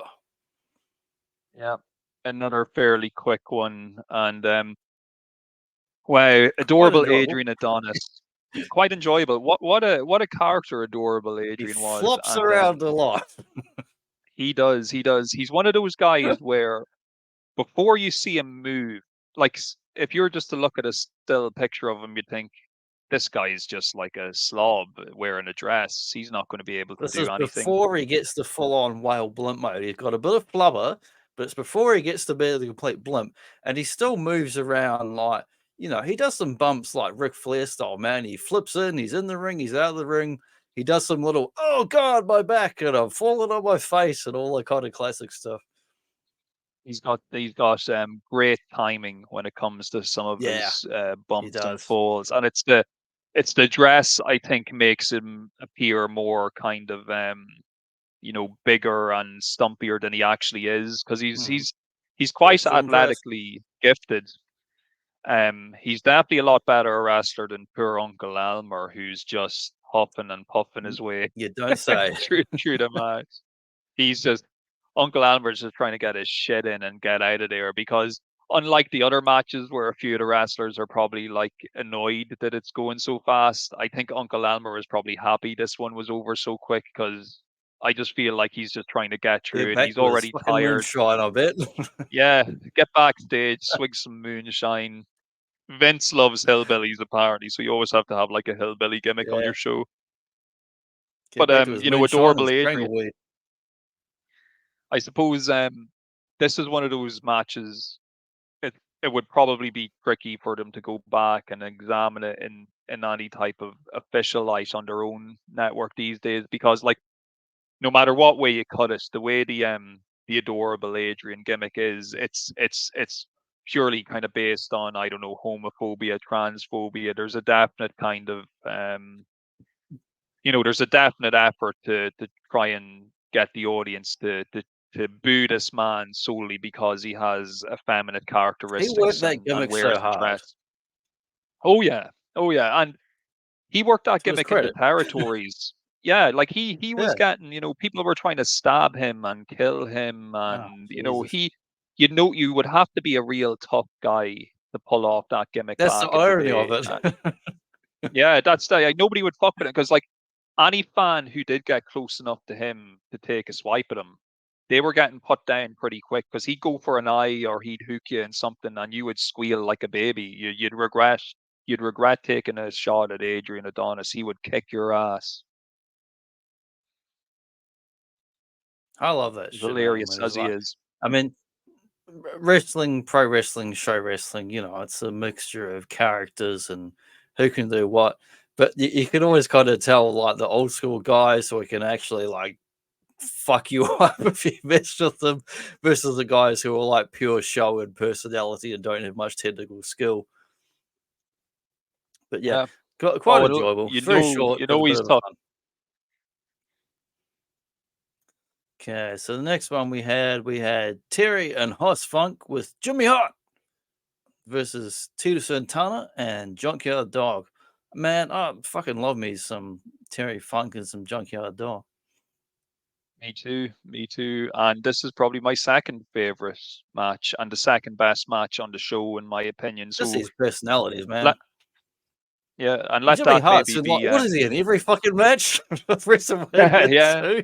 Uh, Who wasn't he and he managing? only and he only got paid once. He should have gotten paid for every appearance he Oh, what? makes, but he only got paid the one Give that time. man Yeah. some fucking royalties, man. You know what? A bit of trivia here. I'm reading my WCW Nitro book, big paperback, 600 pages about the whole Nitro era in the 95 through 2000 before they went belly up and gone. Jimmy Hart wrote a lot of the original music for the WCW era promos when they went from Yes, he did. Turner stock music, which was in their library, so they could use it for free. That's why you had shit like Nirvana and Jimi Hendrix, where they didn't have the fucking royalties, but it was in this kind of like library and they could use it for a bit. And then the big companies started going, hey, no, hang on. I think we need some fucking royalties. Like, okay, we'll stop using it. We'll start writing our own music, like WWF style, making some actual original stuff. Jimmy Hart was actually like really key figure in doing some of the original music for the later 90s WCW entrance promos. So I thought it was pretty damn cool. I mean, he's a real life musician, as you've elucidated on in a previous episode, because I was never sure how much was a work in a character, but he's a genuine musician. You told me about. Oh, it was really cool to learn he'd done WCW promo stuff. He's a very talented man, and you know, Yeah. some of those songs he produced are very, very memorable. Like the Hulk Hogan WCW theme American Made, that was produced by Jimmy Hart, and that's an excellent theme song. Like it's really good, and Hmm. he done multiple other ones. He's definitely a man of many talents. Probably somebody who, even if I was if I was running a modern day wrestling company, even though he's old as fuck, I would still hire him just to have as a guy who, like, he'd be like my wise man who I'd go to just Yeah. for like You're like advice producer, on. Yeah, showrunner, musician, he'd be like my go-to guy. But my Yoda for wrestling. yeah, I'm like, if I say Junkyard even the Dog. company today, man, I'm like, give me Jimmy Hart and give me Jim Cornette. They're like my two fucking Yodas. Yeah, and they get on really well with each other too. So you'll have a My good two working Yodas, the new relationship 80s there. sitcom. Do you think we kind of remarked when we did WrestleMania 1 that Junkyard Dog Yeah, wasn't looking in great shape, but here he actually looks in good he's shape. looking good It's like there. He's looking trim. he um he definitely um he definitely picked up the pace a bit between WrestleMania 1 and WrestleMania 2. What's funny, I think, about this whole tag situation, so you've got Harry Funk and his brother Hoss Funk. Now, Hoss Funk is actually Dory Funk Jr. That's who Hoss Yeah, Funk is. He this is is the like real the life South brother of versus the Terry Funk. South. Yes, yes. Do you know anything about the name Hoss Funk and why he was called Hoss Funk? I do not know. Other than that, he's Terry Funk's brother. I don't know a whole hell of a lot. You know, they were big in the 70s wrestling, but come on, let's get into it. Tell us. So apparently, as the story goes, so Vince McMahon is actually Vince McMahon Jr. because his Yeah, father's name the was also Vince McMahon. And apparently Capital Wrestling. Vince McMahon hates the word junior in a name, apparently, and he does not like when people call him Vince Jr. or Vince McMahon Jr. or anything like that. And he also hates it on wrestlers' names as well. So when they hired Rey Mysterio Jr. Ah, back in the 2000s, they got rid of the Junior. They just cut a Rey Mysterio. And for Dory Funk Jr., they just sliced his name completely and just changed it to Hoss Funk. They just that's the reason, apparently. They just did not want anything to do with a junior or making reference to your father in a name of a wrestler, because Vince has a weird chip on his shoulder about it. I just think Hoss is such a funny name. It's like, what do we call this rough, tough guy from Texas? yeah, Hoss. Like, yeah, it's like they just came up with it Hoss. straight away. It's like Hoss Funk. But it Like does the kind of suit him. old school meaning of Hoss is like boss or horse or someone who's strong and useful. Yeah, it does suit him. As a name, it actually does suit him, and it works. I just love the Yeah. Funk Brothers, man. When I I read my absolutely love them. wrestler biographies, that comes up the Funk Brothers or Terry and blah blah blah Funk. And hearing Hoss, I'm like, who? What? Who the hell is this Hoss for? Terry, though, what a worker. Like, both of them are great workers, but like Terry is just on another level. He's Like a he crazy should man. be. He should have been main eventing some of these early WrestleManias. Never mind doing some of this Yeah, other stuff. He's so he good, and just the way he he had an moves, the amazing way he takes career, like lumps. from bloody 70s, like Southern wrestling, and into 80s, 90s. He's got guest appearances. He's off in Japan. He's doing his crazy matches with fucking Mankind, Cactus Jack stuff. Like amazing career, Terry Funk, Matt. I was so fucking proud to pick up a figure earlier this year, and the figure that's in the line in the WWF fucking, I don't know, whatever their mid range is, not the ultimates, not the lot, but the mid range. I always forget the name of. They The figure they put out was goddamn Chainsaw Charlie, which is a garbage character who turns up in mid-90s WWF. It's just Terry Funk wearing a stocking over his head like a fucking burglar. But it came with an alternate head, which is a beautiful sculpt of Terry Funk. He looks basically just like in this image right here. So the moment you open that package, you get rid of that stupid Chainsaw Charlie stocking head. You put this head on, and he's just wearing jeans and a kind of red shirt. And you go, God damn, I got a beautiful Terry Funk action figure. And to me, he's in the royalty of fucking wrestling, man. Fuck your Hall of Fame. He's in the royalty of wrestling of all time. He's just a fantastic human being, fantastic wrestler. I will always love him to my fucking dying days. Yeah, I absolutely love the Funker, and he unfortunately passed away quite recently. So maybe Yeah, it's a good thing he's actually. I'm glad he's come up in so early on in our WrestleMania discussion, because he deserves the reverence and praise that he gets, absolutely. because, and our we both enjoy watching Weird Fantastic Toy Adventures channel, of course. Weird Bill Late over Night there is a Bill. massive Terry Funk fan. He loves Terry Funk, as do a lot of the viewers over on that channel, and we He might count be talking about ourselves Dick Tracy among them. tomorrow. Yeah, who knows? Who knows? But yeah, this is definitely, it's like, in my opinion, it's the second best match on the card. The Funks really Yeah, just pulled the best out of Junkyard Dog, and of course Tito Santana, really really good wrestler at the time. Um, it's a different kind of there's a bit of contrast basically between what Tito and Junkyard were doing here compared to the first Mania, because in the first Mania, Junkyard's going one on one with Greg Valentine for the IC belt, and Tito's going one on one with the Executioner, whereas now yeah. they're paired together in a tag team. But it's a real treat of a tag team match. It's just four guys who are really popular with the crowd. Even though the Funks are technically heels, they're still really popular in the arena. You can Yeah. tell the crowd pop for everything. The crowd just love pretty much everybody in this match. I think they know that they're witnessing kind of something special between four kind of It's a, big talents. it's an odd matchup, but it's an all-star match. That's what I get out of it.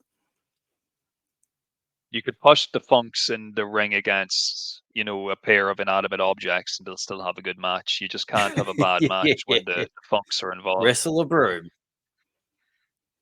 Like, you could throw me in the ring with Terry Funk in his prime, and he'd give me a 5-star match.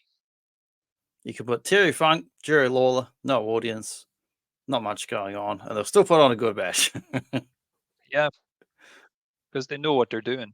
They know how to Yeah, do it. They know how to bring the crowd up and to bring them down gradually, and they just to do. have them. And that 70s They style, true keep old the school. pace. They know what they're doing. They know what they're doing.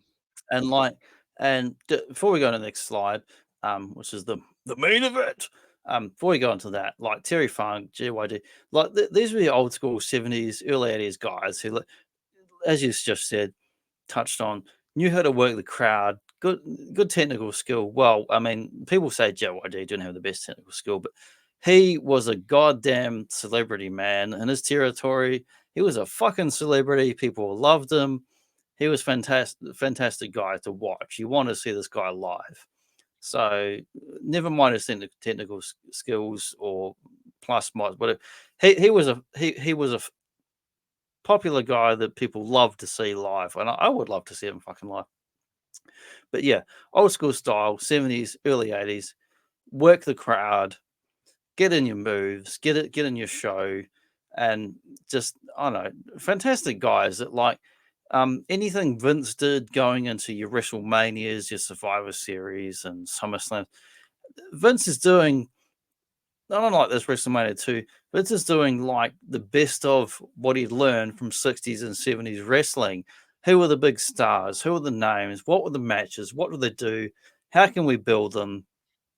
How can we build them up and show them off to a mainstream audience outside of that hardcore audience? Like your fucking Marvel films, where it's like, well, here's this fucking Ant-Man and Captain America and been around 50 fucking years, but how can we market them to a new audience as well as the old audience and trying to please both? That's what they're going for with fucking WrestleMania, getting to the new audience, the old. But the true hardcore audience, like, you love that 70s wrestling. You love your Memphis, you love your Georgia, you love your Mid South and all that. And the New York was like, well, that's the new guys on the block, the new kids. They're trying to poach talent and grab all the guys up like WCW style in the 90s. Grab up all the guys, the hits, the stars, the fucking NBA Jam. How can we make market it to a new audience with our biggest hits. But your hardcore audience has seen all this shit before. And a little bit of a slide there with the old JYD. Jimmy Hart on that goddamn microphone. Fuck, I hate that microphone. I love Jimmy Hart, but that microphone pisses me off every time I hear it. I'm listening to my old matches. I've got my headphones on, like my better, slightly better quality ones. It's like, it's making that fucking sounds. Gives me a headache, fucking Jimmy Hart. But yeah, I love some Jimmy Hart. Brings us up to the main event. Hulk Hogan versus King Kong Bundy, with manager of Bobby the Brain Heenan. Feels like Jimmy Hart. It feels like they're just Bobby the Brain and Jimmy Hart are just every 10 minutes they're walking out for every other match in this event. And I love both those guys, but it just feels a bit overused, the manager gimmick in WrestleMania 2. Doesn't feel as special as other ones where you see them here and there. And I don't know. But Bobby the Brain and Jimmy the Hart, just like, I don't know, two iconic managers. Brain was briefly a wrestler, but you know, I love Brain's commentary, man. Like, I will listen to. You could give me any of Brain's commentary minus the visual of the match, and I'll happily listen to that like a podcast style, and just love listening to anything he has to say about wrestling. Yeah, Brain is he's so good. Either as a commentator or as a manager, he just excels in either role because he has what Best we one would call the liners, gift. the Aunt Jerry Lawler. Yeah, he's got the gift of the gab. The guy can just Mm-hmm. talk, and he can take anything and make it entertaining. He can take the most boring, mundane situation and get the most out of it. Either as a manager or as a commentator, he was phenomenal in both roles. And He was. he was a great talker for Bundy, because Bundy, like, he's a decent talker in his own right. Like, he's not awful on the I mic, but enjoy Bundy you match. needed yeah, you need Bobby there just to give him a little bit of pizzazz, a little bit of a hype machine. He really fills that role well.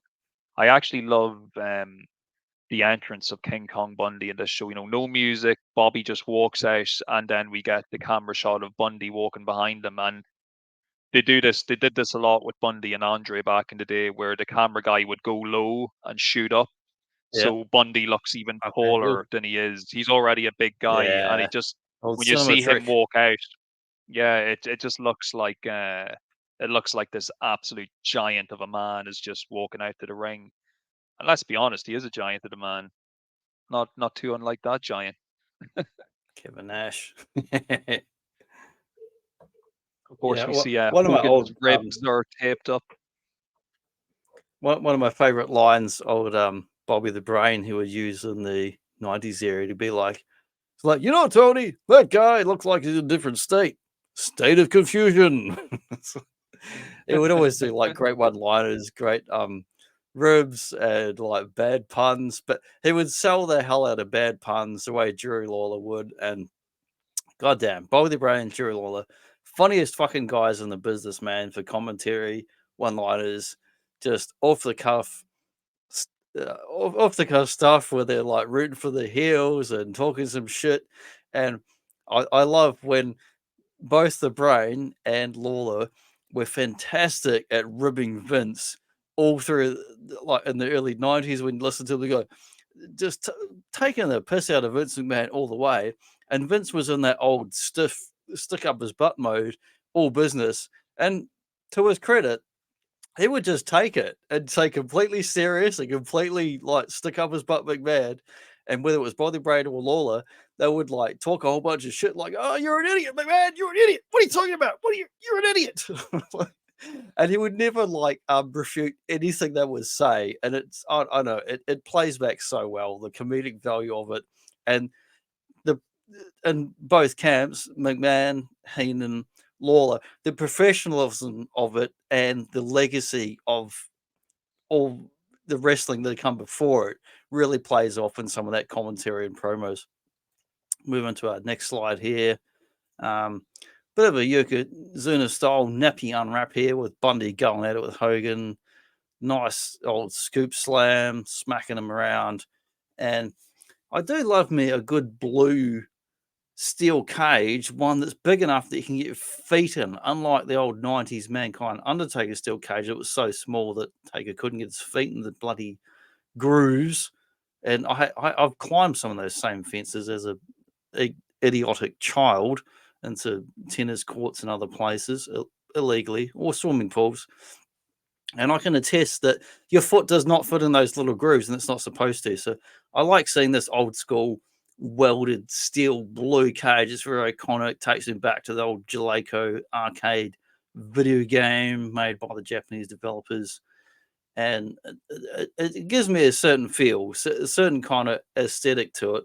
And some folks will say, well, WWF cage matches are really not the best. They're kind of riffing on what came before in the South and other types of cage matches. And I'll agree to that. But I do like the overall visual aesthetic of Hogan in the yellow, Bundy in the black, Andre big man style. You've got this blue cage. All you have to do is climb out, which isn't a fuck of a lot of a thing to do. But this is what, to me, works really well, is just the overall aesthetics and look and the sell of the thing works really well in this match. Even if you say, well, the match is okay or average or not great, the overall product is very strong in this match. I'd agree. And it's one of those things that's kind of lost in time. That the context kind of becomes forgotten. But for people who complain about the big blue cage, the WWF cage, I will say this: there was they actually introduced this blue bar cage specifically for Bundy. And for bigger guys in general, because like you were saying, those wire mesh cages, they had been using them before and they would go back to using them after. But if you've got like somebody the size of King Kong Bundy, they're not going to be able to do anything that even resembles climbing a wire mesh No, cage. It's just not going to happen.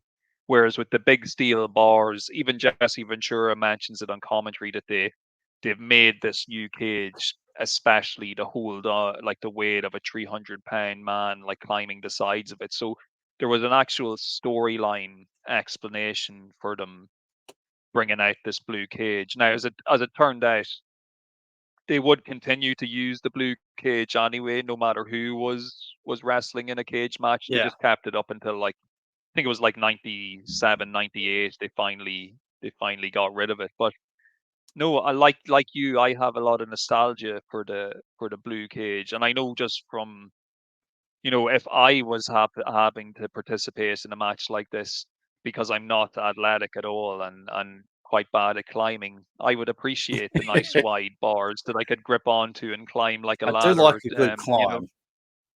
Yeah, yeah. So In no, my look, younger years, I did the climb some cage is trees and some rocks. yeah, I could climb the but hell out of it's a like you were cage. saying. You've got the perfect contrast. So like you're saying, you've got the Hogan yellow, Bundy all in black, and then the blue bars of the Yeah, steel cage, and it just brings it all together it's visually. Great spectacle. it's a little bit like okay, I'm being I'm being generous here for anyone that has watched WrestleMania 2, which is not the strongest WrestleMania by a long fucking yard.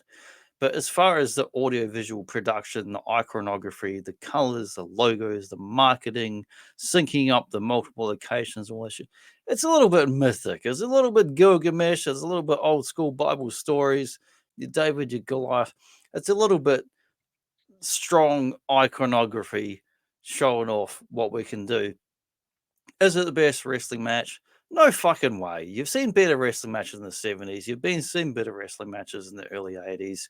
You've seen Hogan and Andre and previous slams and who picked up who and who slammed what and Hulk Hogan lies and bullshit and others.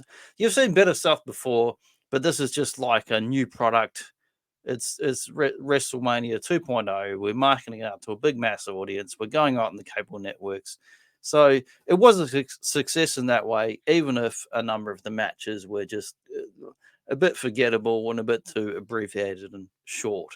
it still works as an overall package and product and entertainment, which sounds a bit soulless to even say that fucking sentence, because give me a fucking Roddy Piper like biting a guy in the ear, Amanda Holyfield style, or somebody smashing someone with a chill for real, Mankind rock, Mankind style, any day of the week. It works. It works. And I'll say one thing about this Hogan Bundy cage match. Yes, it's probably not like it's not a masterpiece of a match by any means, but it's very effective in getting across the story that Hogan is coming Yeah, into the match injured. the He stories. is the underdog. The ribs are hurt. Is he going to be able to climb the cage? Is he going to be able to beat Bundy? And And he judging jump and by the touch the crowd, disco balls. yeah, dangling from the ceiling on the giant disco ball. Yeah, But it's you can tell by the reaction of the crowd at the end of this match that they are genuinely elated that Hulk Hogan has won the match. And oh, that I to would me love as is fuck to watch this match live, man. I mean, even if it's not great, oh yeah. watching this live, a whole other experience. Like I know I said earlier on that the two tag matches are my favorite. That's just me being like a jaded, wrestling fan who's been watching this for a long Yeah, time. If I was in that arena, if I was right there live, all I would probably really have cared about was Hogan beating Bundy. That would have been the biggest deal to me, to see Hogan beat yeah, Bundy. And you can tell, like, there's a lot of people in that audience when he does beat him, when he does win, they go crazy. They really, really are genuinely happy, and that proves how effective the match actually was and the whole setup was in getting that story over, because it meant a lot when Hogan slayed the dragon and came out yeah. victorious. I don't know if it makes me an asshole, but I want Bundy or Andre, whoever the bad guy is, to win. I'm always kind of rooting for the bad guy. As an adult, yes. As a kid, though, I did enjoy Hogan's escapades. I have Yeah, to say, he was my Hogan my was bright, fucking Captain colorful America hero. if you're a kid. Yeah, but it is Or it's Iron Man. iconic, and it's a weird thing. And I know, look, we've touched on it several times. They just don't like talking about this event. And you can even tell the version you watch on the network, it's very heavily edited. They're clearly ashamed of Yeah. any production errors or mistakes that were made, and they Ah, try and cut it I down as like the much as production possible. So era. me too. It gives it a bit of character. Yeah. And you have to remember as well, it was an incredibly difficult event they were trying to pull off at the time. Like, to do a simulcast broadcast of a pay-per-view and closed circuit event across three major American cities. And, timing issues aside, they pulled it off. They did pull it They off. did. Very So I, impressive. I feel like they should it's probably something they should talk about more, because as much as they are ashamed of the actual production gaps and little timing errors, they should still heap praise among themselves for actually pulling off the event in the first place, because of how Yeah. difficult logistically it actually was to do. Yeah, I mean that is kind of one of the legacies of WrestleMania 2, is that so many of these matches are abbreviated, a bit too short, they're not as long or as enjoyable as you would see on a weekly, Raw or Superstars or main event type of show. But the overall production value of it is through the fucking roof in terms of like your cameras, fucking little earpiece McMahon. He's doing his sticking up his butt interview, but he's listening to who many knows how many other directions and bullshit going on from city to city.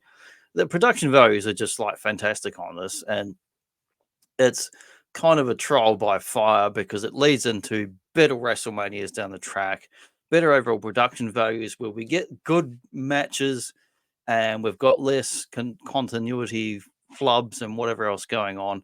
So it's for the better, even if it's kind of a bit experimental in its phase that was in. I'd like uh, I'd like to take a moment once again to heap praise upon Elvira for her commentary efforts with Jesse Ventura during this match, because she has an absolutely great line when Jesse is complaining about Hogan, and he's like, "Oh, Hogan, he can't beat Bundy, and Hogan this and Hogan that." And Elvira just Hulkamania. turns around. Elvira just turns around to him and says, "You're just jealous of him because he has a cartoon show and you don't." And Jesse doesn't say anything back to that, so it must have been true. That's good.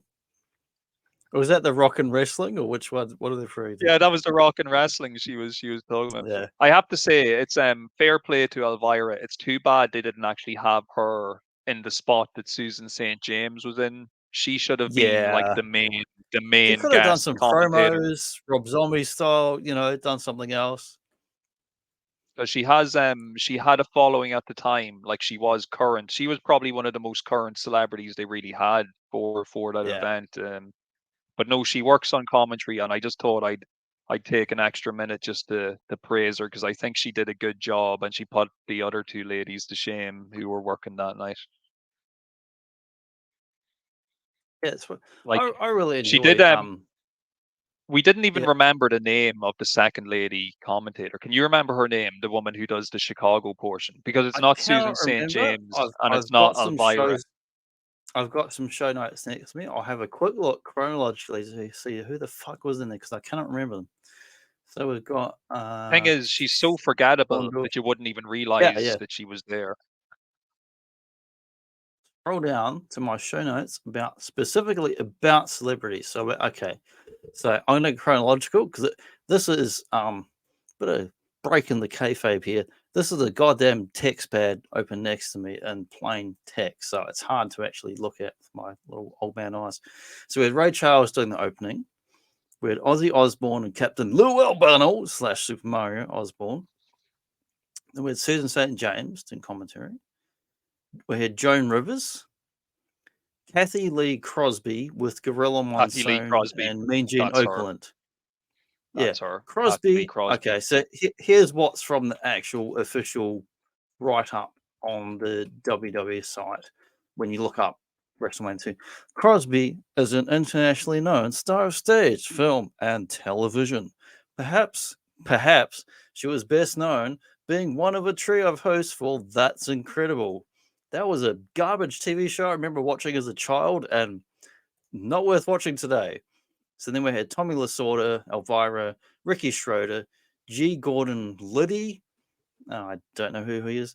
Daryl Dawkins, Herb, who was known for being on Burger King commercials as being a guy who had not eaten at Burger King. Fantastic celebrity there. Clara Pella and Joe Frazier. So it was a kind of mix of actual celebrities like Joe Frazier, who didn't do fuck all, Ozzy Osbourne, who did next to nothing, and then people who'd been on a fucking Burger King commercial. So it's a real mixed show bag, grab bag of celebrities in WrestleMania too. Like who could we get at short notice, pay $1 would turn up and be disinterested? I think the Herb guy, the whole Burger King tie-in, I think the way the campaign worked was they ran this television ad campaign with this guy Herb who famously never had eaten Burger King and didn't want to I've eat never Burger seen it, King. but I've read that note. So Burger King did a promotion where if you went up to the counter in any store, in any burger joint and said, "I'm not Herb," they would give you $1 off your order. That was the promotion. $1. Just give me a Apparently, this free guy burger, you Herb. bastard. Yeah, I know it's just a weird thing, but it was current at the time, and that's why that guy showed up at the show.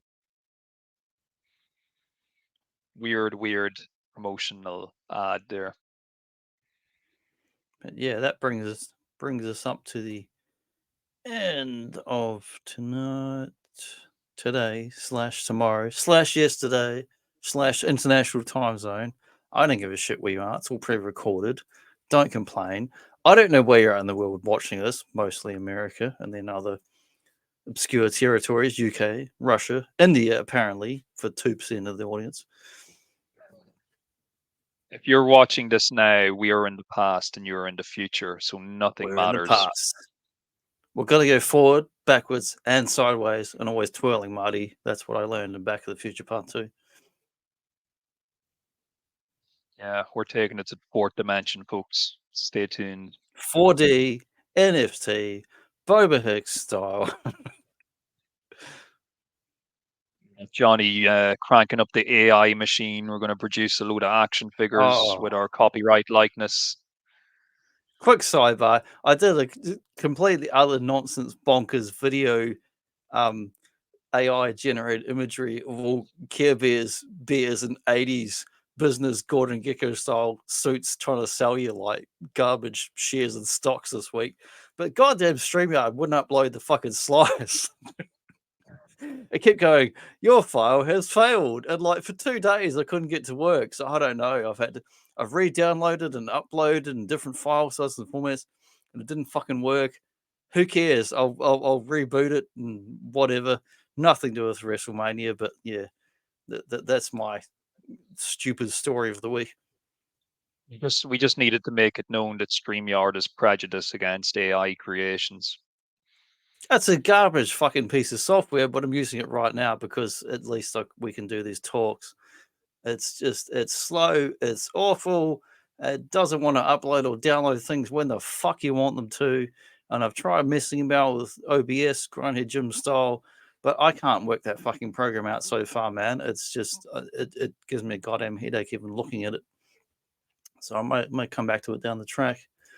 But yeah, let's finish up. Otherwise, I'll sit here and ramble on and talk a bunch of nonsense as I do in our live chats on Grindhead Gym or Largo or any of the other guys we love to follow.